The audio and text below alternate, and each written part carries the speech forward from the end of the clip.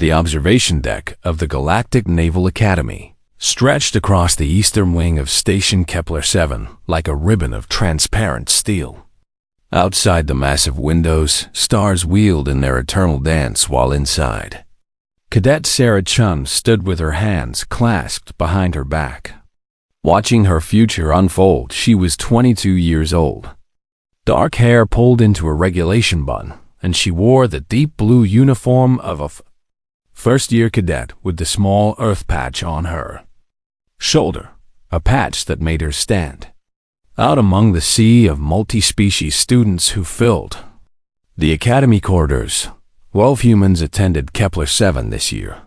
12 out of nearly 4,000 cadets from across the Galactic Union. Sarah could name them all. Marcus from New Tokyo, Asha from Lagos Station, Chunwei from Mars Colony, and 9 others scattered across different specializations and training tracks. They met for meals sometimes, sharing the particular loneliness of being the new species in an institution that had operated for 3 centuries before Earth even knew aliens existed. The year was 2247. Humanity had joined the Galactic Union only 15 years ago, and in that short time they had proven themselves eager, adaptable, and occasionally reckless, or so the other species said. Sarah had heard the whispers in the corridors. The Zenthuri, with their calculating minds, thought humans were impulsive. The four-armed Quellans, with their methodical nature, considered humans chaotic. Even the adaptable Malorians found human behavior unpredictable. But whispers did not matter today.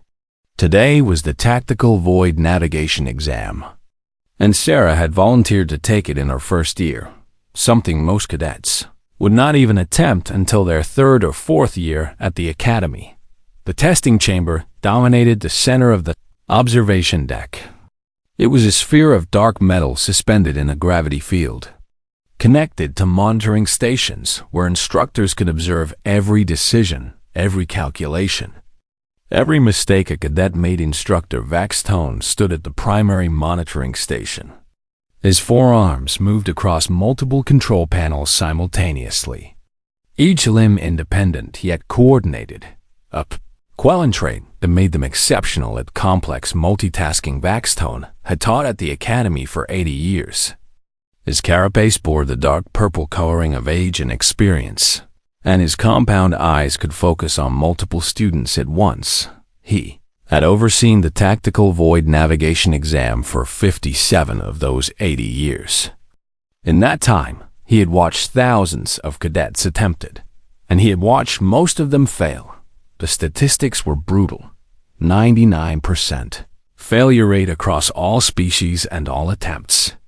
The test was not designed to be passed easily. It was designed to break cadets, to show them their limits, to prepare them for the reality that space combat was unforgiving and death came swiftly to those who hesitated. Sarah had studied the test history in the Academy archives. She had read about Cadet Threnok, a Zenthari mathematics prodigy who had spent 6 hours calculating optimal routes before his simulated ship struck a gravity mine.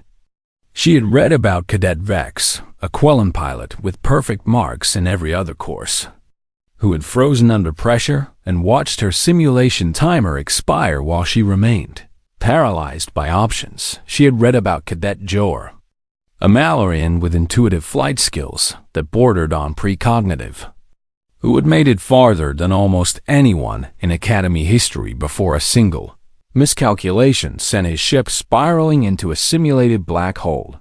The test had claimed real lives too. The scenario it simulated was based on actual deep space combat situations, where ships lost all sensors while navigating through enemy minefields. Situations where captains had to rely on gravitational mathematics, spatial awareness, and nerve. Most Galactic Union species had lost ships to exactly this scenario. The Quellans had lost the heavy cruiser Methodical Reason in 2189. The Zenthari had lost 3 science vessels in the Outer Drift Wars.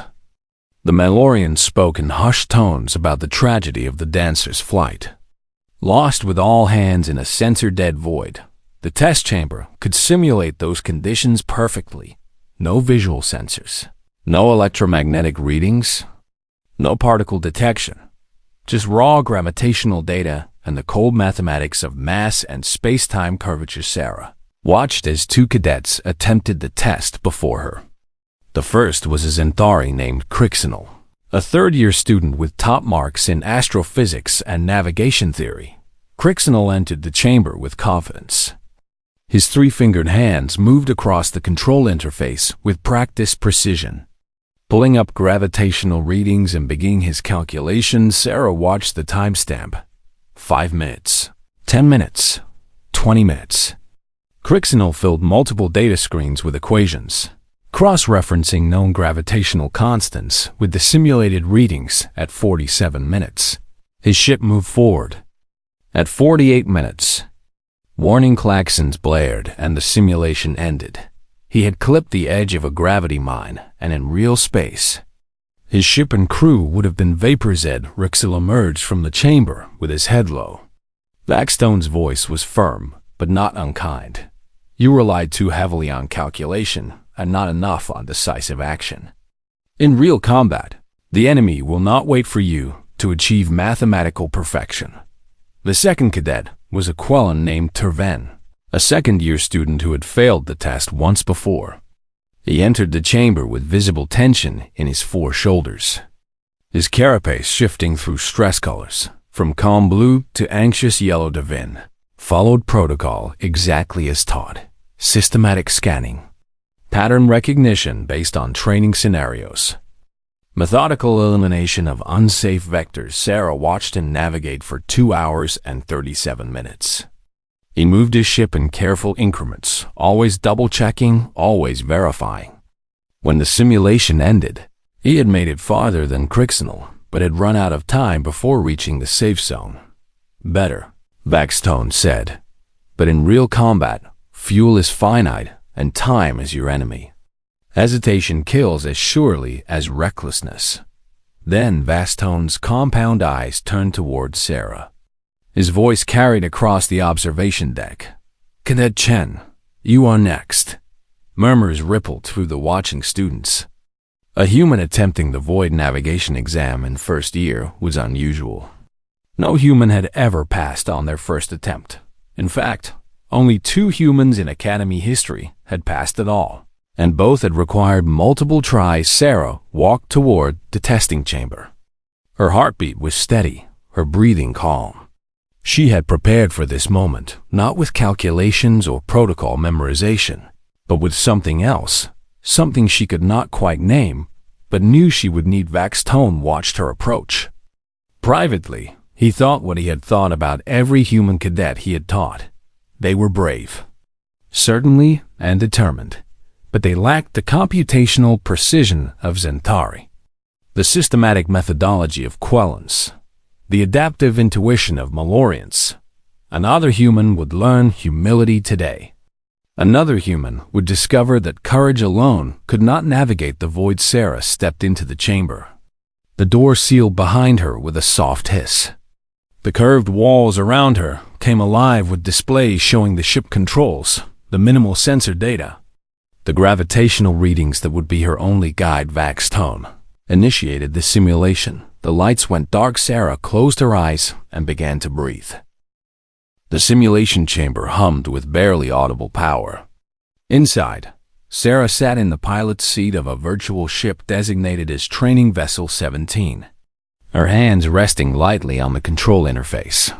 While her eyes scanned the minimal data available to her, the scenario was brutally simple in concept and devastatingly complex in execution.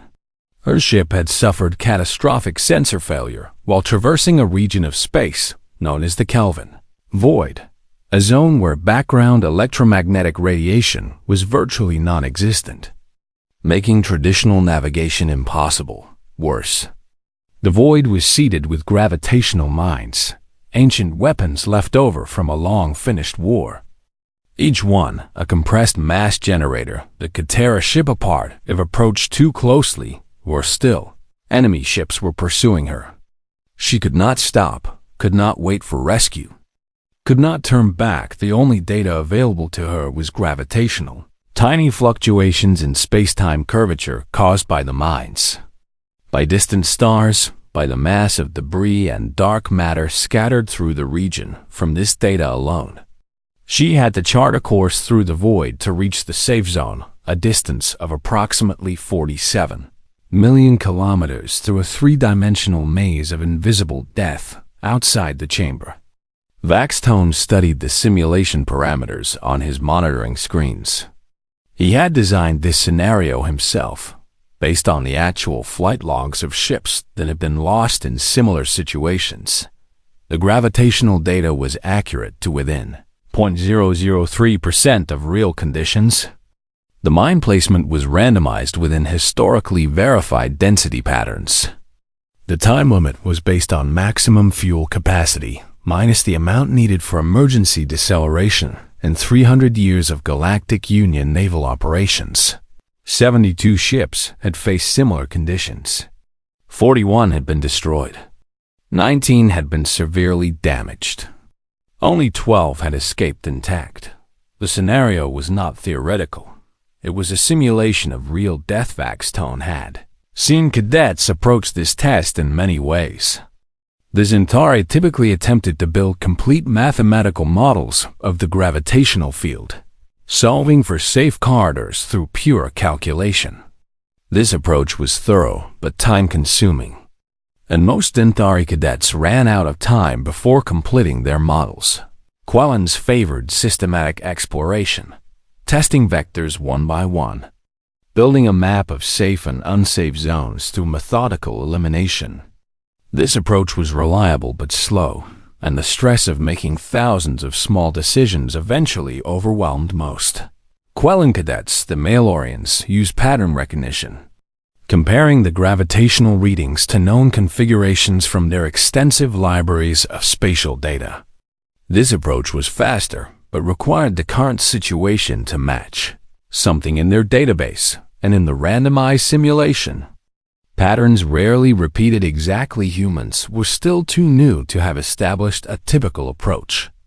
The two humans who had eventually passed the test had used modified Zentari methods, relying on intensive calculation on the monitoring screens. Vaxtone watched Sarah's ship sit motionless. The simulation timer showed 47 seconds had elapsed, and she had not moved, had not pulled up calculation screens, had not initiated any of the standard navigation protocols. The other instructors at nearby monitoring stations glanced at each other. One of them, a Malorian named Jisa, leaned toward Vaxtone. "Is she frozen? Should we check the neural link?" Vaxtone's upper right hand made a gesture of patience. Give her time. Humans sometimes require a moment to process stress. But privately, he wondered if Sarah had simply panicked. The simulation chamber could be overwhelming for first-year cadets, and the absolute darkness of the sensor-dead void scenario had broken stronger students than her. Then Sarah moved her. Hands touched the control interface. But instead of pulling up data screens or calculation matrices, she simply placed her palms flat on the smooth surface and sat very still. Vaxtone pound eyes narrowed. What was she doing? On the biometric monitors, Sarah's heart rate was elevated but steady, not the racing pulse of panic. Her breathing was deep and rhythmic. Her brain activity showed unusual patterns. High activity in spatial reasoning centers, but also in areas associated with music and movement. Then she began to hum. The sound was soft, barely picked up by the chamber's audio sensors. It was a rhythm, a pattern of notes that rose and fell like waves. Vaxtone had never seen anything like this. In 57 years of administering this test, no cadet had ever hummed. Sarah's hands moved on the controls. She fired the ship's maneuvering thrusters in a short pulse. Forward. Just a few hundred meters, then she stopped and sat still again. As if listening on the monitoring screens, the gravitational data showed a slight change. The ship's new position revealed slightly different readings from the mass concentrations around. Her Sarah hummed again. The same pattern, but slightly different. as if adjusting to what she had learned, another thruster pulse. This time at a 15-degree angle to her previous vector stop. Stillness. That strange humming sound, Vac's tone pulled up the tactical overlay. Sarah's path so far made no sense according to any known navigation methodology. She was not following optimal vectors or safeguarders. She was moving in what appeared to be random experimental jumps. "This is highly irregular," said Krentuk, the Xanthari mathematics instructor watching from another monitoring station. "She appears to have no system at all." But Jisa tilted her head, a Malorian gesture of curiosity. "Wait. Look at her course corrections. Each move is based on the response from the previous move. She's not calculating. She is probing." Vac's tone watched more carefully. Jisa was right. Sarah was treating the gravitational field like something alive, something that could be understood through interaction rather than calculation. The simulation timer showed 5 minutes. Sarah's ship was now nearly 2 million kilometers into the void, moving in a path that curved and swooped like a dancer's movement. At 6 minutes, she accelerated. Her course became bolder, her movements more confident. At 7 minutes, she narrowly avoided a gravitational mine, passing within 300 meters of its kill radius. The watching instructors leaned forward. Had that been luck? But Sarah's next move suggested otherwise. She angled her ship in a direction that seemed wrong according to the gravitational data. But when she pulsed her thrusters, the ship slid smoothly past another mine that had been hidden in the gravitational shadow of the first. She was not just avoiding mines. She was reading the relationships between them, using their gravitational interactions to map safe paths. At 9 minutes, Vac's tone realized something that made his carapace shift to the deep purple of profound shock. Sarah had passed the point where Terven had failed. She had exceeded the 2-hour mark of careful Quellan navigation in less than 10 minutes. Impossible. Krentuk whispered, but the simulation continued. Sarah's ship moved through the void with increasing speed. Her course no longer tentative but flowing, as if she had stopped navigating and started dancing at 11 minutes. She entered a region of the void that was considered impassable, a dense cluster of gravitational mines that forced most cadets to take long detours. Sarah did not detour. She flew straight through. Her ship spiraled and curved, rising and falling in 3 dimensions, moving through gaps that appeared impossible until she was already through them at 11 minutes and 43 seconds. Sarah's ship emerged from the simulation. She had reached the safe zone. The chamber fell silent. Every instructor at the monitoring station sat frozen, staring at their screens. Vac's tone's 4 hands hung motionless above his controls. In 80 years of teaching, in 57 years of administering this test, he had never seen anything like what had just happened. The Academy record for the tactical void navigation exam was 4 hours and 17 minutes. Set 89 years ago by a legendary Malorian pilot named Kes Andrasara, had just completed it in 11 minutes and 43 seconds. Sarah stepped out of the simulation chamber, expecting to hear criticism. She had felt slow and uncertain during the test, and she assumed her instructors would tell her all the ways she had failed to follow proper procedure. Instead, she emerged into complete silence. The observation deck held perhaps 50 people, instructors, advanced cadets, academy staff, and every one of them was staring at her. Vac's tone stood at his monitoring station with all 4 of his arms frozen in mid-gesture. His compound eyes were fixed on Sarah with an intensity that made her wonder if she had somehow broken the simulation equipment. "Did I fail?" Sarah asked. Her voice sounded small in the vast, quiet Vac's tone as upper left hand gestured at a display screen. "Cadet-chan, how did you do this?" Sarah walked over to the monitoring station. The screen showed her flight path through the void, a curving, 3-dimensional ribbon that wove between gravitational mines in patterns that looked almost artistic. "I just navigated through," she said carefully. Was my time too slow? I felt like I was taking too long. Too slow, Jisa repeated. The Malorian instructor's feathers had fluffed in a display of shock. Cadet, you completed the course in 11 minutes and 43 seconds. Sarah blinked. Is that bad? Krentuk, the Xanthari mathematician, made a sound like wind through metal pipes, the Xanthari equivalent of disbelieving laughter. Bad? The previous record was 4 hours and 17 minutes. You did not merely pass this test. You shattered every assumption we had about what was possible. Sarah felt her face flush. She had not meant to break any records. She had just been trying not to fail Vaxtone's voice was controlled, but his color had shifted to an agitated orange. Explain your methodology. Show me the calculations you used, the algorithms, the decision trees. I did not really use calculations, Sarah said slowly. I just sort of felt my way through. The silence that followed was somehow even deeper than before. Felt your way through, Vaxtone repeated. His voice was flat. You felt your way through a 99% failure rate navigation challenge that has killed thousands of actual spacers over the centuries. Sarah realized she needed to explain better. She took a breath and tried to find words for something she barely understood herself. When the simulation started and everything went dark, I just sat there for a moment. I stopped trying to think about it like a problem to solve and started thinking about it like something to experience. The instructors exchanged glances. Jisa leaned forward. What do you mean by experience? When I was young, my grandfather taught me to sail on Earth's oceans, Sarah said. He had a small boat, and we would go out on the Pacific. He taught me that you could not just follow charts and navigation tools. You had to feel the currents, sense the wind, understand the relationship between water and air, and the boat itself. Vaxtone's upper right hand tapped on his monitoring panel.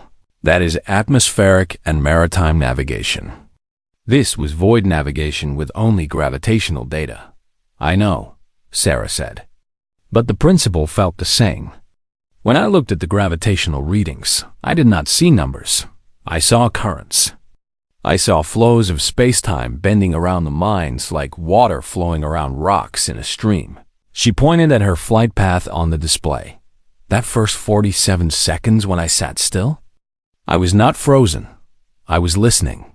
I was trying to understand the shape of the space around me without forcing it into calculations.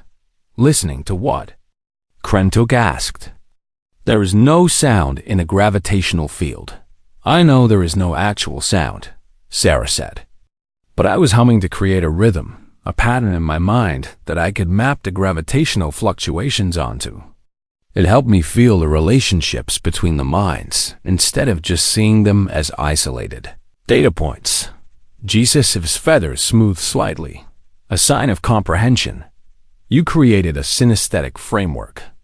You translated spatial gravitational data into rhythmic temporal patterns that your human brain could process more intuitively, I guess. Sarah said, I just knew that if I tried to calculate everything like Crixenol did, I would get lost in the math.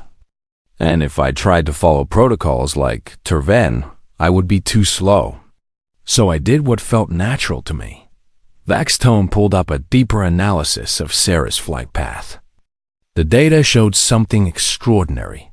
Her route was not just successful. It was nearly optimal. The simulation could calculate theoretical, perfect paths through the gravitational field using massive computational power. Sarah's path matched the theoretical optimal route with 97% accuracy. This is not possible through intuition alone, Vaxtone said. But his voice had lost its certainty. The mathematics required to find this path should take hours of calculation, even for our fastest computers. Maybe I was not really using intuition alone, Sarah offered. My brain was still calculating. I just was not doing it consciously. Humans are really good at pattern recognition. We evolved to spot predators in tall grass and read emotions on faces and track moving objects. Maybe my brain was doing all that math automatically and just feeding me the answers as feelings. Krentuk brought up a comparison chart. I have here the approach patterns of the last 100 cadets who attempted this test. Centauri cadets build mathematical models. They are thorough but slow. Quellan cadets follow systematic protocols.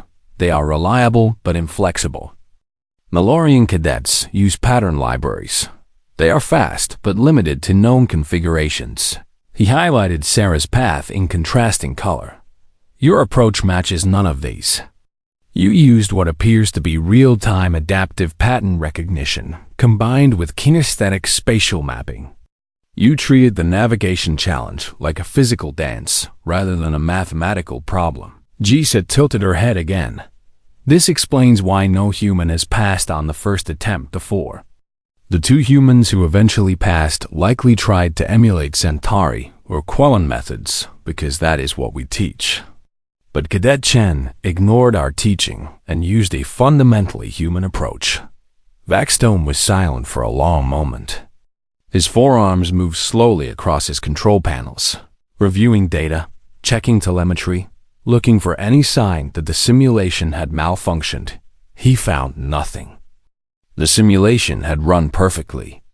The data was valid. Sarah had simply navigated through the impossible with a method that should not have worked, but did finally. He spoke. In 80 years of teaching, I have learned that every species has particular strengths. Centauri can calculate trajectories in their heads that would require computers for most species. Quellans can maintain perfect focus on multiple complex tasks simultaneously. Malorians can adapt their thinking patterns to match almost any challenge. He looked directly at Sarah. I assumed humans were simply reckless, that your species succeeded through luck and determination rather than genuine capability. I was wrong. What you just demonstrated was not recklessness or luck. It was a form of intelligence that our academy has never properly understood. Sarah felt uncomfortable with the praise. I just did what made sense to me. Maybe I just got lucky with this particular test. No, Vaxstone said firmly. Review the data yourself. You made 47 course corrections during your run. 44 of them were optimal or near-optimal choices. That is not luck. That is your human brain processing spatial gravitational data in a way that my Quellan brain literally cannot comprehend. He turned to the other instructors. We designed this test based on how our minds work. We created a challenge that required either massive calculation, systematic exploration, or database pattern matching. We never considered that a species might navigate through chaos by feeling their way through it. By treating space itself as something alive that could be danced with rather than calculated. Jisa nodded slowly. The test does not have a 99% failure rate because it is too difficult. It has a 99% failure rate because we have been testing species using our own cognitive frameworks. Humans think differently. Humans feel differently, Sarah corrected quietly. News of Sarah's achievements spread through the academy like fire through oxygen by the time she reached the cadet dormitories. Other students had already heard. They stopped in the corridors to stare at her, whispering in a dozen different languages and communication methods. The 12 human cadets gathered in the common area that evening. Marcus from New Tokyo brought a bottle of sake he had been saving for graduation. Aisha from Lagos Station insisted on seeing the official telemetry data. Chen Wei from Mars Colony just sat and grinned. 11 minutes, Marcus said. He poured small cups of sake for everyone. You beat an 89-year-old record by a factor of more than 20. Do you understand how impossible that is? Sarah sat on the floor with her back against the wall. Exhaustion was finally catching up to her. I still do not understand what I did that was so special. I just flew the ship. You just flew the ship, Aisha repeated. She was reading the telemetry data on her tablet, her eyes wide. Sarah, according to this analysis, you found the theoretical optimal path. The simulation's own computers calculated what the mathematically perfect route would be, and you flew within 3% of it. How? Chun Wei asked. How did you know where to go? Sarah struggled to explain. I did not know, not consciously. It was like when you were walking through a dark room in your own home. You cannot see anything, but your body knows where the furniture is, where the walls are. You just move and somehow you do not bump into things. Marcus nodded slowly. Proprioception. Spatial awareness without conscious thought. Maybe, Sarah said. But it was more than that. It was like the gravitational field was telling me where to go. Every time I moved the ship, the way the gravity pulled at us told me something about what was around us. Aisha looked up from her tablet. The instructors are calling it intuitive navigation. Apparently, they are already talking about changing the curriculum. The next morning, Sarah was summoned to the office of Admiral Kethrax, the Academy Commandant. The Admiral was a Quellan-like Vax tone, but older. With a carapace so dark it was almost black, his office was filled with models of famous ships from Galactic Union history. The walls displayed honors and commendations from 3 centuries of naval operations. Sarah stood at attention while the Admiral reviewed her test results on a holographic display. He manipulated the data with all 4 hands, examining her flight path from every angle. Finally, he spoke. Cadet Chun, do you understand the significance of what you have accomplished? I believe so, sir, Sarah said. I passed a very difficult test. You did more than pass, the Admiral said. You demonstrated a capability that the Galactic Union did not know existed. In 300 years of testing, across millions of cadets from dozens of species, no one has ever navigated the void scenario the way you did. He rotated the holographic display to show Sarah her path alongside the theoretical optimal route. Our computers calculated this perfect path using quantum processors running for 72 hours. You found essentially the same path in 11 minutes using only your human brain. Sarah did not know what to say to that. The Admiral continued. The question now is whether your success was a unique individual talent or a general human capability. Can other humans do what you did? I do not know, sir, Sarah admitted. But I think maybe humans are just wired differently. We had to be, growing up on Earth. Explain, the Admiral said. Sarah gathered her thoughts. Earth is chaotic, sir. Our weather is unpredictable. Our geology is volatile. We have earthquakes and hurricanes and tsunamis. We evolved in an environment that was constantly trying to kill us in random ways. She pointed at the holographic display. The other species. No disrespect intended, sir, but Zenther is a stable world with predictable weather patterns. Quella has low seismic activity and calm oceans. Mailer has chaotic weather, but it follows fractal patterns that can be modeled. Earth is just chaos. So humans learn to navigate chaos. We learn to read patterns in noise. We learn to make decisions based on incomplete information. We learned to trust our instincts because calculation alone was not enough to survive. The Admiral's compound eyes focused intently on her.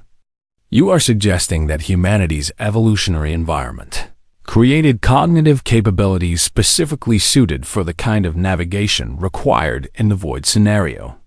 Yes, sir. Exactly that. The Admiral was quiet for a moment. Then he gestured at his desk. Sit down, Cadet. What I am about to tell you is not widely known outside the senior officer corps. Sarah sat. Her heart was beating faster. The void scenario is not just an academic exercise, the Admiral said. It is based on a very real tactical situation that the Galactic Union faces regularly. There are regions of space where sensor technology fails, areas of intense background radiation, zones of exotic matter, regions affected by dimensional instabilities. In these zones, traditional navigation fails. We lose ships regularly, not in training but in actual operations. Traders get lost in sensor dead zones. Military vessels become disoriented during combat in high radiation environments. Rescue ships cannot find survivors in the aftermath of certain types of weapons. Sarah began to understand where this was going. "We have accepted these losses as inevitable," the Admiral continued. "We train our navigators in void scenarios, hoping they might somehow survive if they encounter such conditions. But the 99% failure rate in training becomes nearly that high in real situations." He leaned forward. "But you have shown us that it might not be inevitable. If humans can navigate by intuition where other species cannot, then human navigators might be able to go places and do things that have been impossible for the Galactic Union." Sarah felt the weight of expectation settling on her shoulders. "Sir, I am just one cadet.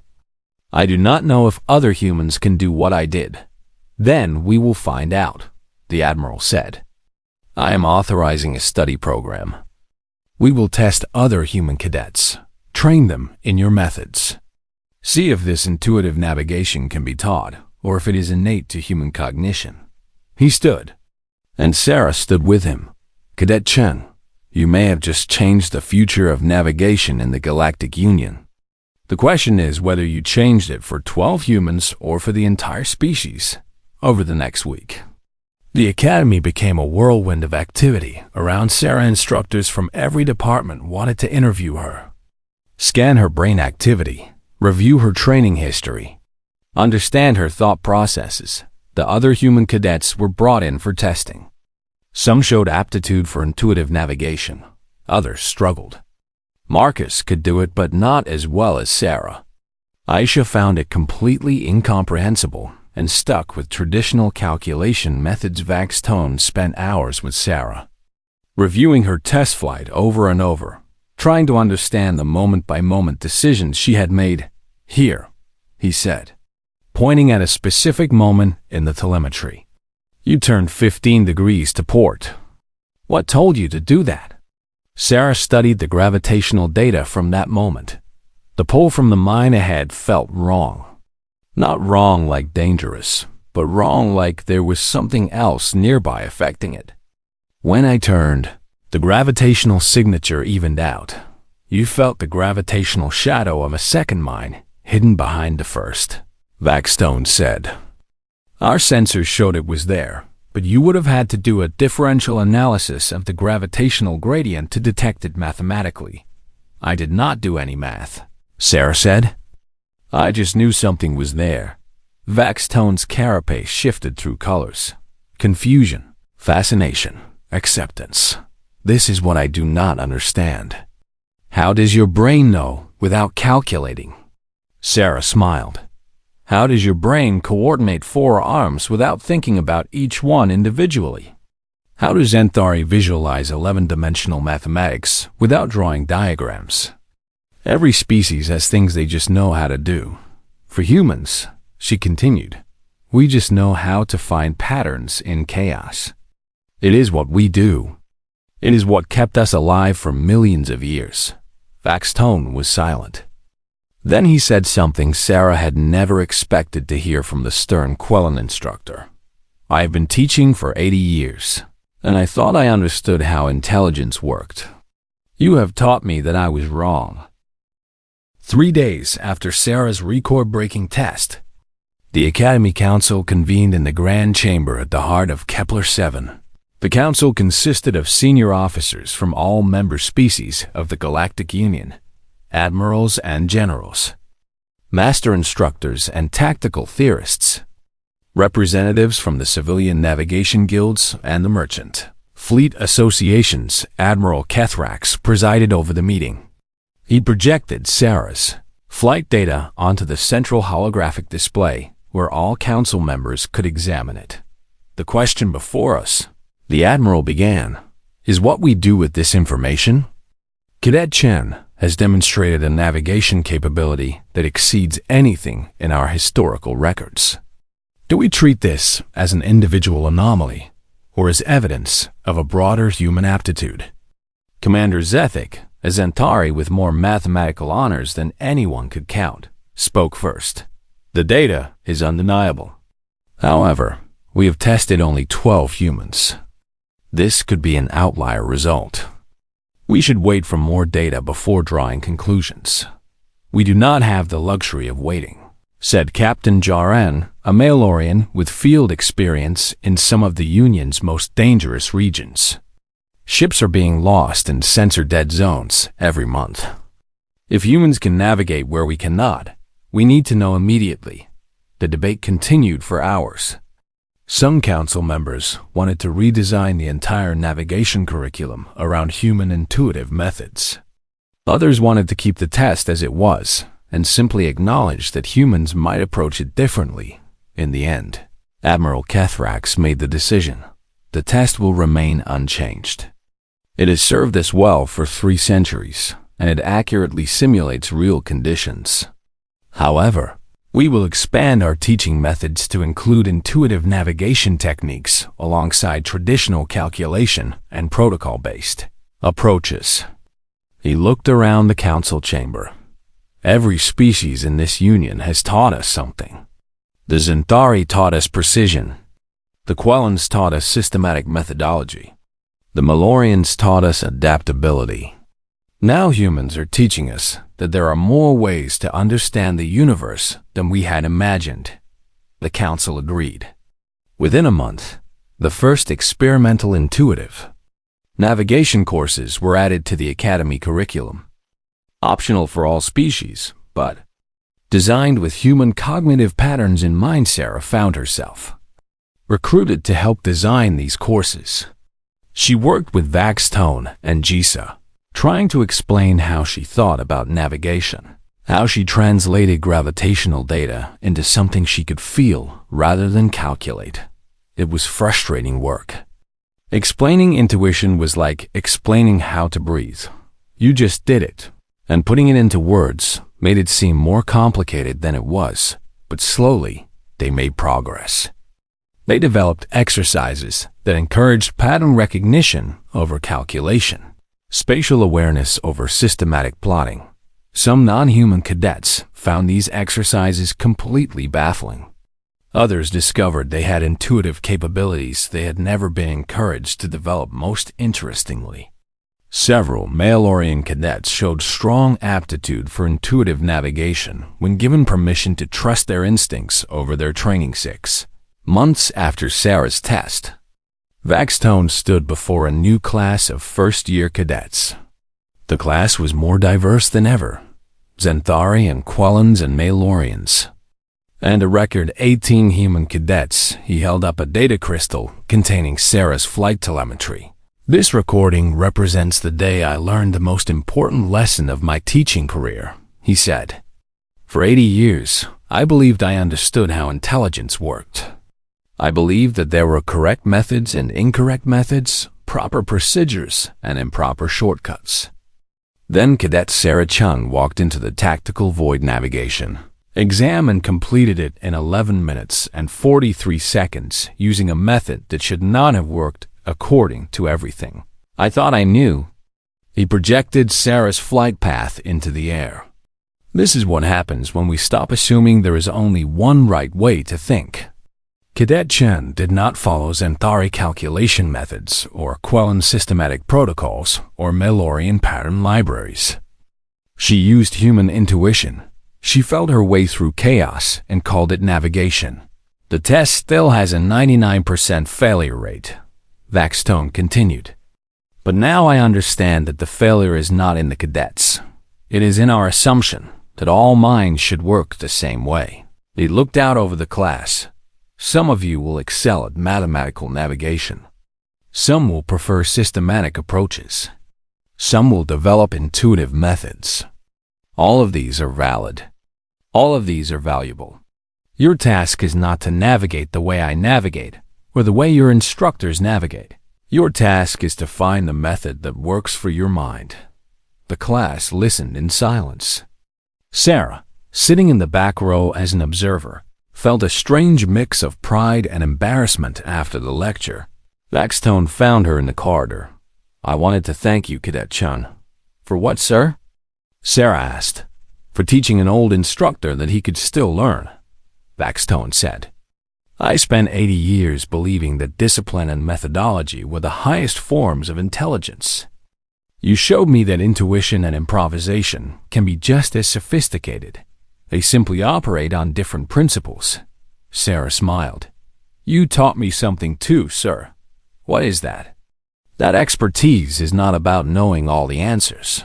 It is about being willing to recognize when someone else has found a better question."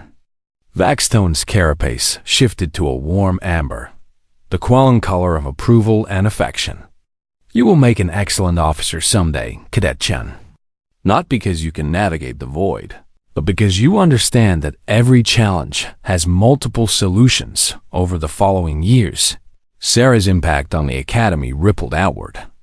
Human cadets began attempting the void navigation test earlier in their training. Success rates among humans climbed to nearly 40%, still nowhere near perfect, but far better than any other species. More importantly, the philosophy of diverse thinking spread through the entire curriculum. Instructors began encouraging students to experiment with different approaches rather than simply memorizing standard procedures. The Galactic Union Navy began recruiting human navigators specifically for missions in sensor-compromised environments. Ships that had been lost in the past now had a better chance of survival with a human at the navigation console. Sarah herself graduated with honors and accepted a commission aboard the research vessel Discovery's Edge.